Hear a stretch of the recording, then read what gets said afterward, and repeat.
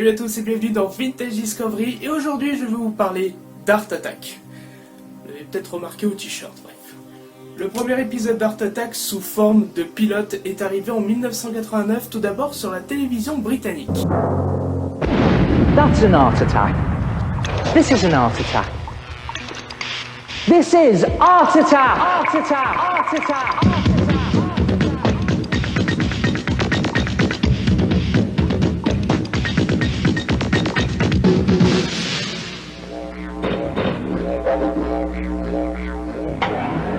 What am I doing? Just wait and see. Now we've all drawn on paper to make a picture. Well, here I'm doing exactly the opposite.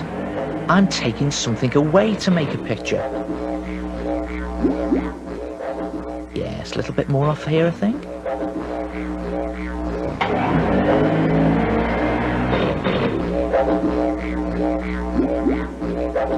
Of course, if you don't happen to have a swimming pool and half a ton of soil, you can always use sherbet on a black piece of paper.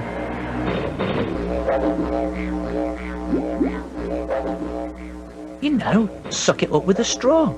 Not only does it look good, it tastes good too.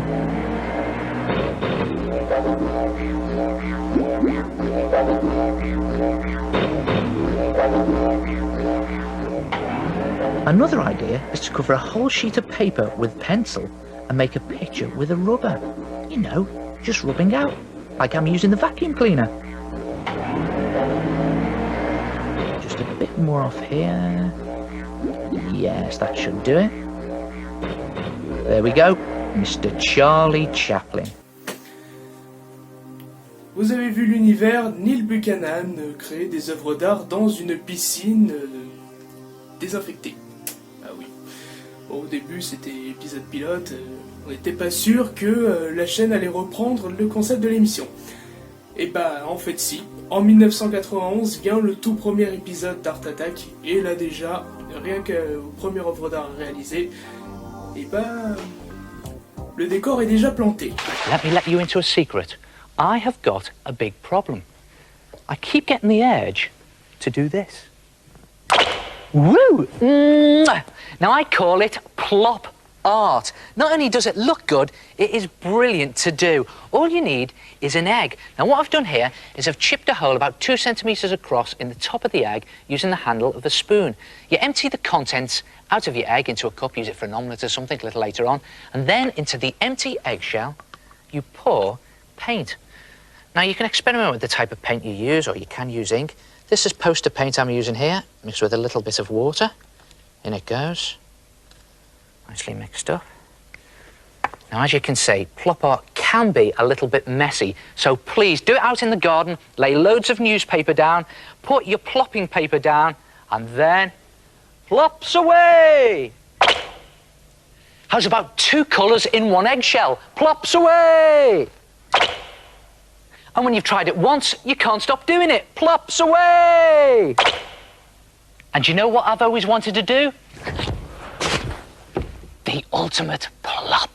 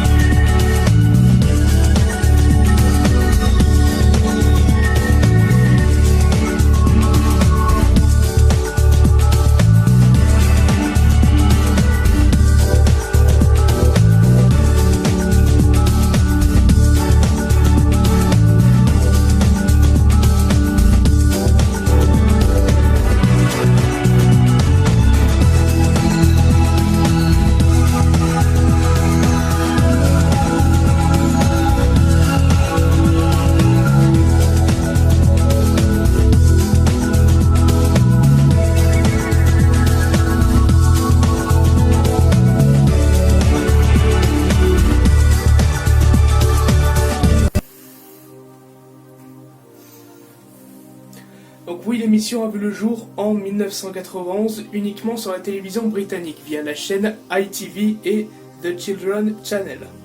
Ensuite, après pour le portage international, il y a eu quelques portages avec des traductions dans le pays respectif. Comme par exemple en Grèce sur la chaîne ET1, où là c'est la version de Neil Buchanan avec les sous-titres grecs. Ensuite en Amérique latine sur Discovery Kids, Artemania. Oui, c'était pas Art Attack, c'était Artemania. Et après, pour le reste, fallait attendre 1997 avec l'arrivée de Disney Channel à échelle mondiale. Bon, déjà, ça existait à échelle américaine. Et là, c'était à échelle mondiale. Faut savoir que nous, en France, la chaîne est arrivée le 22 mars 1997. Et du coup, quand Disney Channel est arrivé, la première version d'Art Attack, c'était la version de Neil Buchanan redoublée. Mais si vite, il y a eu une version dans les pays respectifs. Alors le concept d'Art Attack, il est tout simple, réaliser des œuvres d'art avec 3 fois rien. Comme par exemple ce frappe-à-porte gargouille. Et moitié haut, comme cela. Vous mélangez bien et maintenant il faut le renforcer avec des mouchoirs ou du papier toilette et vous voilà prêt à attaquer. Appliquez le mélange de colle sur la bouche en carton et ajoutez une couche de bande de papier essuie-tout, de mouchoirs en papier ou bien de papier toilette.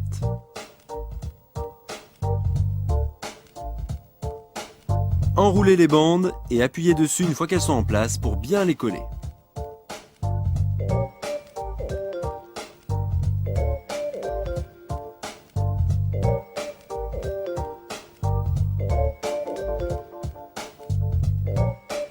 Pour le caillou, vous mettez la colle et les bandes uniquement sur les côtés. Quoi que vous fassiez, n'en mettez pas au-dessus du caillou, sinon le butoir ne butera plus rien du tout.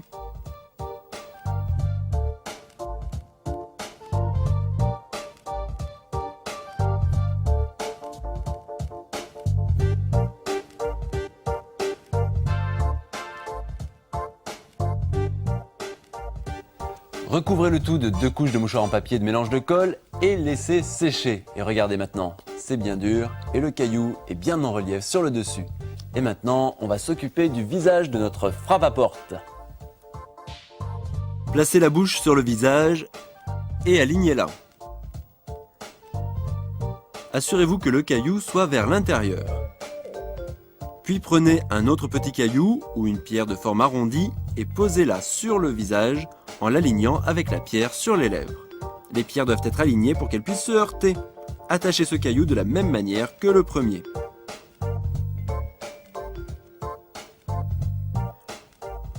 Puis appliquez 2 couches de colle et de mouchoirs sur les côtés du caillou.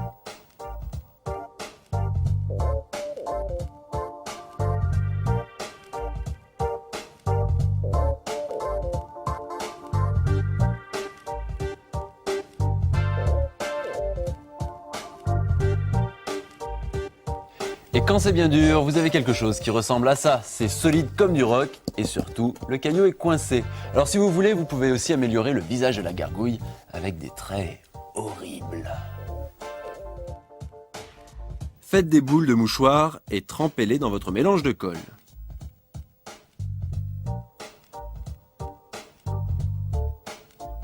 Épongez le surplus et placez-les sur le carton. Vous allez ainsi mouler les traits du visage afin de leur donner du relief.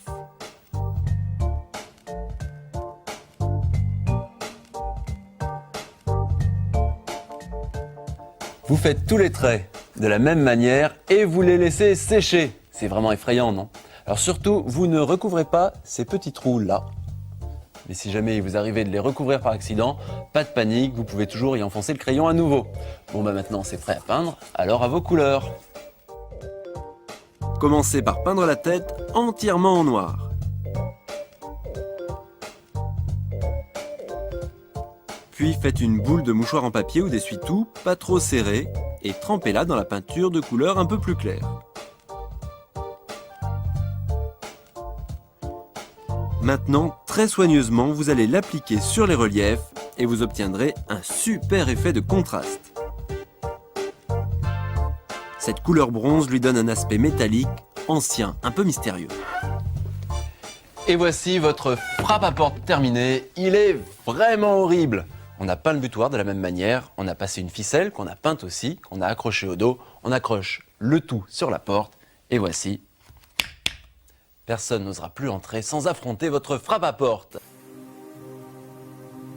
Ayons juste pour base du papier toilette, de la colle vinylique blanche mélangée à de l'eau pour la base, ensuite du carton et de la peinture. Et ça c'est un art attack, un art que tout le monde pouvait réaliser, car le slogan de l'émission c'était « On n'a pas besoin d'être un génie pour réaliser de grandes œuvres ». Ensuite, l'émission aussi permettait à un enfant de mieux dessiner, d'avoir de bonnes bases.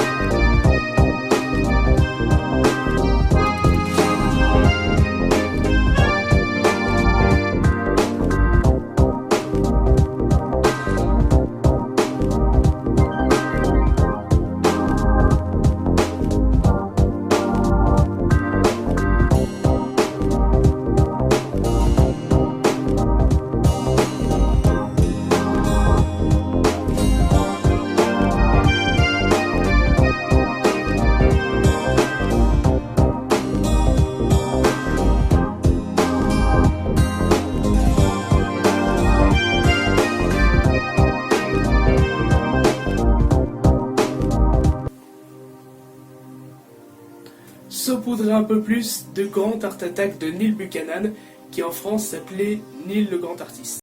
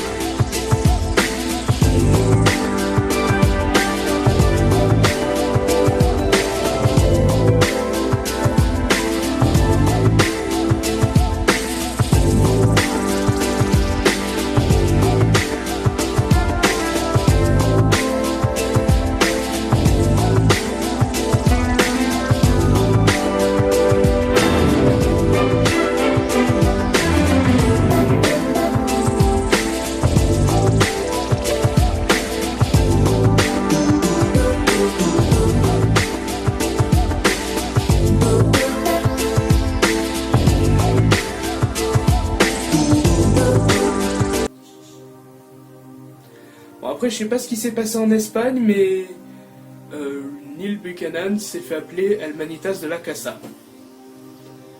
Je ne sais toujours pas pourquoi. Enfin bref, là on va plus s'attarder à la version française de l'émission. Initialement, dès qu'il y a eu la première version française d'Art Attack, ça a été présenté par Philippe Rouault. Donc Philippe Rouault qui était présent de 1997 à 2002 en physique. Je dis en physique parce que jusqu'en 2004, les émissions qu'il avait tournées pour Art Attack étaient diffusées sur Disney Channel et Club RTL en Belgique. Et ensuite, c'est Cyril Ferraud. Oui, le même Cyril Ferraud qui présente Tout le monde a son mot à dire et Slam sur France 3, qui présente à son tour Art Attack de 2004 à 2006 sur Disney Channel et sur Canal+, dont ce dernier a fait un flop d'audience. Oui, passer l'émission à 8h du matin un samedi alors que pratiquement la plupart des enfants sont couchés, enfin dans la majorité des cas, non, ça n'a pas fonctionné. Ça a clairement pas fonctionné. Ensuite, bon, l'émission s'est arrêtée à échelle mondiale, la première version en 2006, ça a commencé en 2006, et ça s'est terminé en 2008 avec la maison mère au Royaume-Uni. Mais ensuite, il y a eu un rachat fait par Disney pour pouvoir remettre l'émission au goût du jour sur la chaîne Disney Junior. Et ça a commencé dès 2010, avec un nouvel animateur en tête, Anthony Martinez, du moins en France. Et même en Grande-Bretagne, il y a un nouvel animateur. Car pendant ce temps-là, Neil Buchanan a complètement délaissé son émission, qu'il présentait et qu'il créait, pour pouvoir plus se consacrer à son groupe de rock qu'il avait monté au lycée. Il faisait partie d'un groupe de rock en plus d'Art Attack, et qui répond sous le nom de Marseille. Et si je peux me permettre, si vous êtes fan de rock, allez en description, j'ai lâché un petit morceau. Vous allez voir, vous allez sûrement aimer. Bon, après, c'est du rock dit amateur. Mais bon, ça fait quand même du bon boulot. Hein. Vous allez voir, vous allez aimer. Et là, bon, la version d'Art Attack sous Disney, donc rachetée par Disney, diffusée sur Disney Junior à échelle internationale, enfin Disney Junior et Disney Channel pour les pays qui n'avaient pas Disney Junior. Alors, c'est pas mauvais, mais juste deux détails. Dans la version originale, la première version, pour récapituler comment fallait faire un Art Attack, on avait une marionnette statue. Une marionnette statue type la marionnette qu'on retrouve au Guignol de l'Info. Et ensuite, ils ont remplacé la statue par une espèce de palmier qui s'appelle Vincent Van Coconut, pour faire la petite référence à Vincent Van Gogh, mais nous en France elle s'appelait Vincent la noix de coco. Ça c'est le petit détail que j'ai pas trop aimé, mais bon, on est plus à ça près. Je viens de me rendre compte que j'ai pas mis le fond d'écran adéquat. Pour Vincent Coconut, c'est pas que je veux pas. Bon, la version française avec une voix un peu débile. Bon, malheureusement je peux pas mettre d'image sous... Malheureusement, je peux pas vous mettre d'image de cette dernière version parce que je risque de me faire strike par Disney. Bah oui, il faut bien. Et en fait, voix débile, il explique vaguement comment faire l'œuvre d'art. Enfin, bref, cette dernière version n'était ni fait ni à faire. Sauf que ça a été la version française a été l'une des versions d'Art Attack les plus regardées en Europe. Donc comme quoi, pour ceux qui se foutent de notre gueule, voilà où ça vous mène. Et ensuite, bon, l'animateur Anthony Martinez était si charismatique. J'avais vu des épisodes. Mais tiens, si vous voulez voir un petit extrait d'épisode, lien dans la description aussi. Je mets tout en description. Bah voilà. Ainsi s'achève ce nouvel épisode de Vintage Discovery. J'espère que vous l'avez apprécié. Si c'est le cas, laissez un pouce bleu. Si c'est pas le cas, laissez un pouce bleu aussi. Pour ne pas rater les prochaines vidéos, l'abonnement, la cloche est faite pour ça. Je vais pas vous le répéter à chaque fois. Et nous on se retrouve pour une prochaine vidéo, peut-être un vlog, je sais pas, peut-être un petit truc improvisé, je verrai.